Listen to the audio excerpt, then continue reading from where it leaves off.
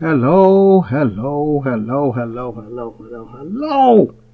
Wherever you are on this mysterious planet we call Earth, I hope you are having a spectacular day, evening, night, wherever you're located.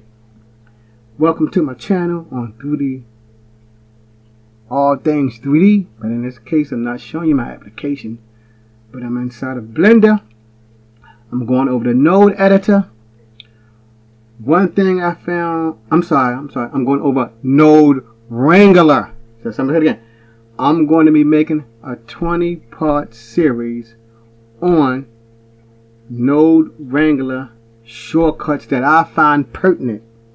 The reason I'm doing this, from what my research, Node Wrangler has been around since 2012, 2013, so that's about 10 years ago. But if you look on YouTube or any other little video sharing website, there's not much on Node Wrangler.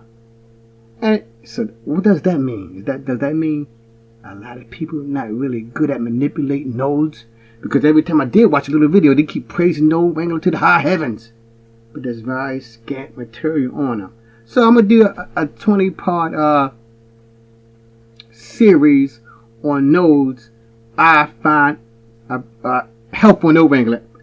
I want now, you know, to go to Node Wrangler, it's an add-on.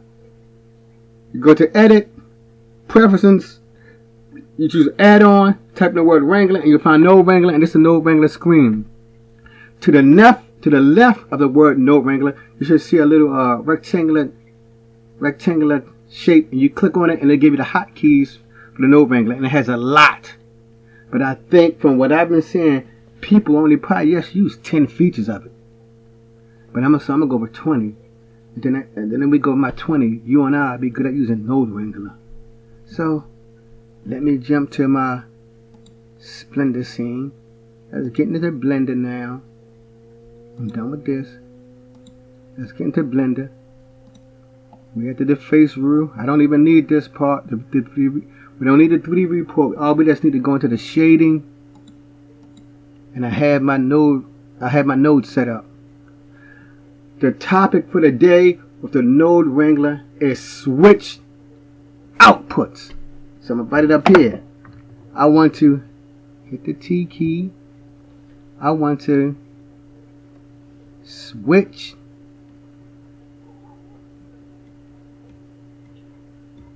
output.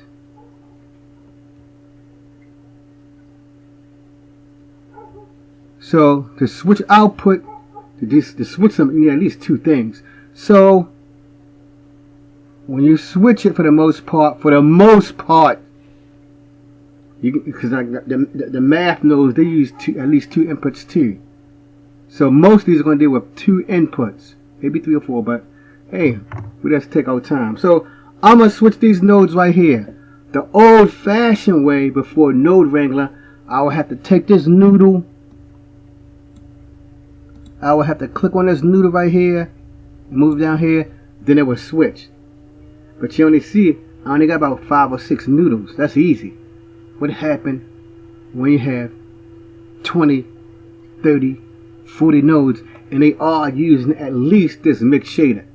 It becomes tedious to do all that switching nodes. And because you know when you're making with those noodles, you have to have fine motor skills that know how to switch them.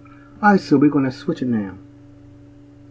So I think it's Control S. Oops, not that. And to switch it, we need Alt S. And that's it. So to switch the nodes, switch output, all you need to click on is just Alt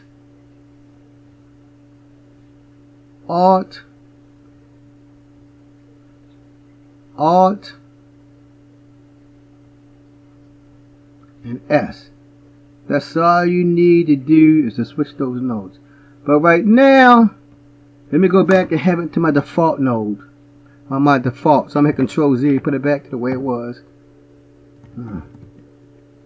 I'll just take it back here and put it back the way it was. Let me hook it back up. See? Hook it up.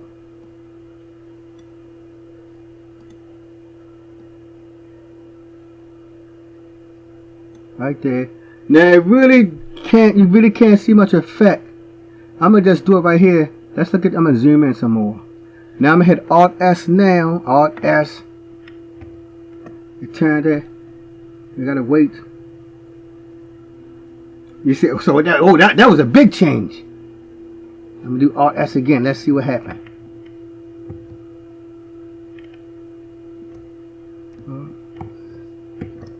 You have to click on the node too. So to use Alt S, you just can't hover over it. You have to actually click on the node and activate it. Then I hit Alt S. Then it switched. Let's watch it now. Take a few minutes to update itself. Okay, it did that. Click on the node again. Hit Alt S. We gotta wait.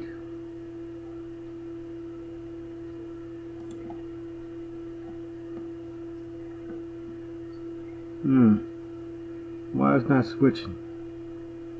Oh, maybe because I have it. I'm gonna hit Alt S again.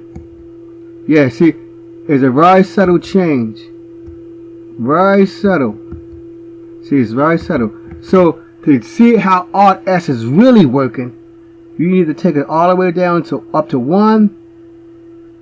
Let me take it up to 1. Let me hit Alt S now. Now you see it's a big change now. Big change. Or I can take it all the way down to 0. You see how that look now? I hit Alt S now. Big change. When I put it at 50, you know it's it's 50-50, so it's not going to be much of a change there. So we did see how Alt S can be a lifesaver if it's easy. See what I got right here, that's my demonstration, so it's not too much of a big deal. And I should have put something down here. I should have put something down here with the math node and see how that would affect it. But we already see just by using this one mix node how Alt S can say we can go back quickly with that. Alt S, click on it. Alt S, quick change. Alt S again, another change. Alt S. We see it's a lot faster than moving the nodes back and forth, back and forth. Let me come down here and see what happens if I hit Alt S. Where it just got right here, it just got one noodle, but it still should work. Click on it, Alt S. So it needs about, yeah. So it might need a, but this it needs it. So we learned something like that, people. If I got one noodle hooked up. Yeah, so it did switch. It switched. So it's just rotating all the way around. But it's best to have at least 2 things here. So if I keep doing the Alt S when it's just one noodle, it rotated. There it is to the value part, and it jumped down to the next value. Hit it again, then it disappeared. So that's how it works when it's just one noodle right there. It will rotate it, it'll jump to the next one, then eventually just get rid of the noodle. So I didn't know that before, because I usually use Alt S when I have at least 2 noodles, like with the mixed shader. But now we got an idea how to use Alt S when we get more and more into manipulating these nodes. Don't stop. You see, I don't stop. Keep pushing. Learn every day. If you just learn one new thing a day, that's better than nothing. Keep moving, keep advancing, keep maturing in your 3D art skills. You will be a pro one day. Till next time, been the family, 3D family. Peace.